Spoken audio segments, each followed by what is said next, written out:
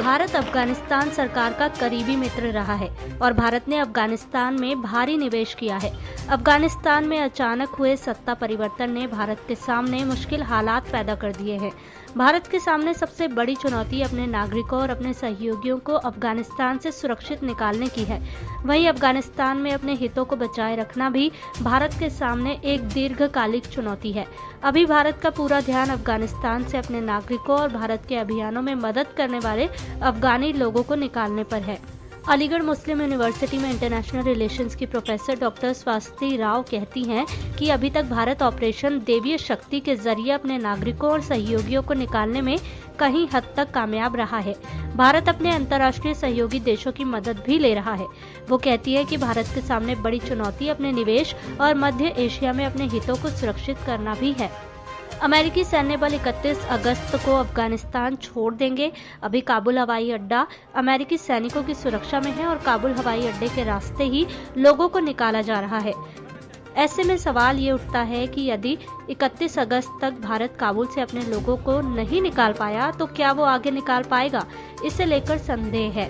Observer research foundation से जुड़े शोधकर्ता कबीर तनेजा कहते हैं कि काबुल से लोगों को अमेरिकी सुरक्षा के दायरे में निकाला जा रहा है। अब अमेरिकी सैनिक वापस लौट जाएंगे तो काबुल हवाई अड्डा तालिबान के हाथ में होगा। तालिबान कह भी चुका है कि 31 अगस्त की समय सीमा नहीं बढ़ाई जाएगी। 31 अगस्त के बाद किसी भी देश के लिए काबुल से अपने नागरिकों को निकालना बहुत मुश्किल होगा। भारत के लिए पश्चिमी देशों के मुकाबले और भी अधिक मुश्किल होगा। ऐसे में यदि 31 अगस्त के बाद भी भारत को लोगों को अफगानिस्तान से निकालने का अभियान चलाना पड़ा तो उसका रूट क्या हो सकता है। तनेजा कहते हैं कि भारत के पास सीमित विकल्प बचेंगे। भारत या तो तजाकिस्तान के दुशानबे के जरिए या फिर ईरान के रास्ते लोगों को निकाल सकता है। तालिबान ने कहा है कि 31 अगस्त के बाद भी उन लोगों को देश से बाहर जाने की अनुमति देगा जिनके पास वीजा और जरूरी दस्तावेज होंगे।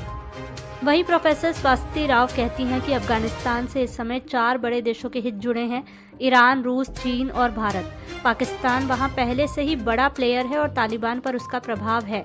भारत को ईरान और रूस की मदद से अपने रूट खुले रखने चाहिए।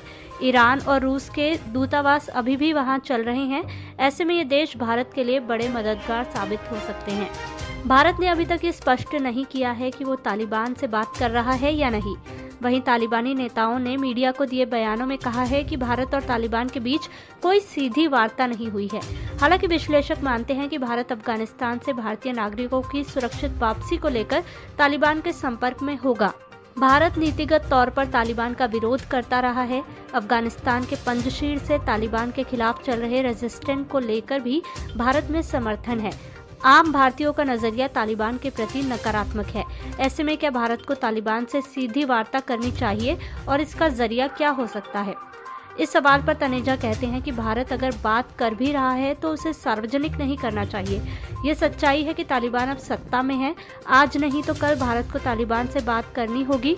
मुझे लगता है कि यदि भारत तालिबान से बात कर भी रहा है तो उसे सार्वजनिक तौर पर स्वीकार करने का ये सही समय नहीं है। काबुल पर काबिज होने से पहले ही तालिबान ने अंतर्राष्ट्रीय संबंध बनाने शुरू कर दिए थे। तालिबान नेता ईरान की राजधानी तेहरान पहुंचे थे।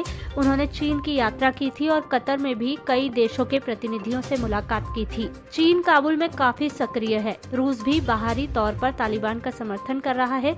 शिया बहुल ईरान, जो पारंपरिक रूप से कट्टर सुन्नी संगठन तालिबान का विरोधी रहा है, वो भी अपने रिश्ते तालिबान से बेहतर कर रहा है। भारत के हित अफगानिस्तान से जुड़े हैं। ऐसे में क्या भारत अपने हितों की सुरक्षा करने के लिए कोई ठोस कदम उठा रहा है? कबीर तनेजा कहते हैं कि भारत के सामने चुनौती ये है कि यदि वो तालिबान से बात करे तो किससे करे। इस समय काबुल हक्कानी नेटवर्क के हाथ में है जो भारत के हितों पर हमले करता है। भारत के कॉन्सुलेट उसके निशाने पर रहे हैं। ऐसे में भारत यदि हक्कानी नेटवर्क को नजरअंदाज करके तालिबान से बात करना चाहेगा तो ये बहुत आसान नहीं होगा। वहीं स्वाति राव कहती हैं कि सिर्फ भारत ही नहीं, रूस के हित भी अफगानिस्तान से जुड़े हैं। अफगानिस्तान के सुरक्षा हालात पूरे मध्य एशिया को प्रभावित कर सकते हैं और रूस नहीं चाहेगा कि ये इलाका अस्थिर हो। ऐसे में रूस अफगानिस्तान में भारत का बड़ा मददगार हो सकता है। भारत की मदद करने में उसके अपने राष्ट्रीय हित भी जुड़े होंगे।